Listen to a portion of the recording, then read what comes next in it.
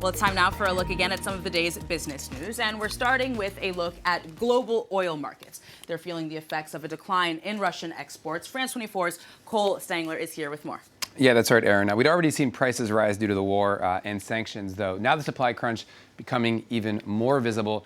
According to data firm Kepler, Russian oil exports by sea fell to their lowest level in nearly 8 months last week. They averaged just over 2 million barrels a day, down from 3.5 at the start of the invasion, as you can see there. Energy firms said early on they'd back away from Russian oil, though it's taken time for that to show up since oil is shipped often 3 weeks after deals are made. As you can see there, there's no doubt about the drop in exports today, and it could get even worse. According to the International Energy Agency, the decline could reach 3 million barrels a day by next month. Of course, the supply crunch translates into higher oil prices, and that's something with broad economic impact.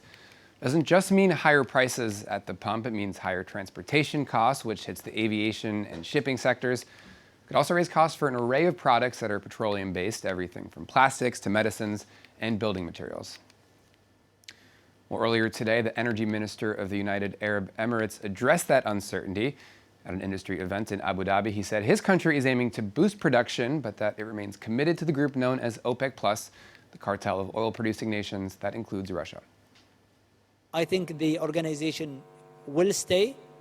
Russia is an important member, and leaving the politics aside, that volume, as I mentioned, is needed today, and unless someone is willing to come and bring 10 million barrels, we don't see that someone can substitute Russia, basically. Well, today, oil futures are actually posting losses. That's due to concerns over COVID lockdowns in China, including in Shanghai. International benchmark Brent crude still way up for the month, though, trading at over $116 a barrel, despite that loss that we're seeing today. Those health concerns in Asia weighing on investors. The Hang Seng recovering some losses in Hong Kong, staying steady in Shanghai, but otherwise red in Seoul and on the Nikkei in Tokyo. European markets, meanwhile, posting some gains at the open. The DAX in Frankfurt leading the pack there, up around 0.9%. Shares also up in London and on the CAC 40 here in Paris. Investors, of course, closely following developments in Ukraine. Well, meanwhile, Western sanctions on Russia are rippling throughout the global economy, and including as far away as Cuba. A country which relies heavily on tourism has fewer and fewer Russian visitors. Joseph Keane has more. When European countries closed their airspace to Russian aircraft, holidaymakers from the country were left stranded in Cuba. Many were hurriedly evacuated back home on chartered flights. Now it's mostly locals who are able to enjoy the island's beautiful sun and beaches. Yes, there are fewer tourists now. 90% of the tourists who came to Cuba were Russians. In reality, before the COVID pandemic, Russians only made up about 40% of all tourists.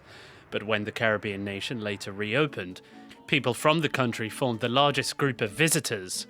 Cuba's tourist industry first began to grow after economic aid dried up following the collapse of the Soviet Union in the 1990s.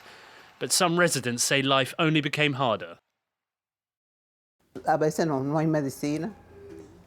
Sometimes there are no medicines, food can be hard to get, and there are long queues at the shops.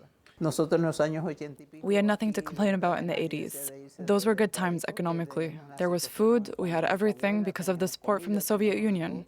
They always sent us shipments with food. Relations with Putin's Russia have strengthened in recent years. Cuba recently abstained from a UN Security Council vote condemning the invasion of Ukraine. And finally, it's a pivotal week for labor at one of the world's largest retailers. Workers at 2 warehouses are aiming to form the first ever unions at Amazon in the U.S., the first in Alabama, where federal regulators begin counting ballots today, the second in New York City, with the vote wrapping up on Wednesday.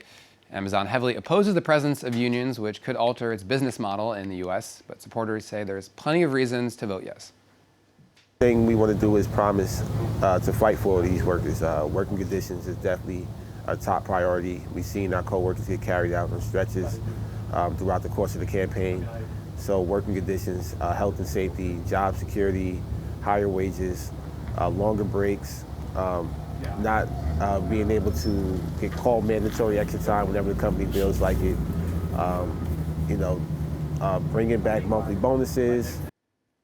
Aaron, we've also seen a wave of unionization at Starbucks in the U.S. A lot of factors behind that, but one of the big ones clearly is the more worker-friendly job market that we're seeing in the U.S. All right, Cole Stangler, thank you for the business update.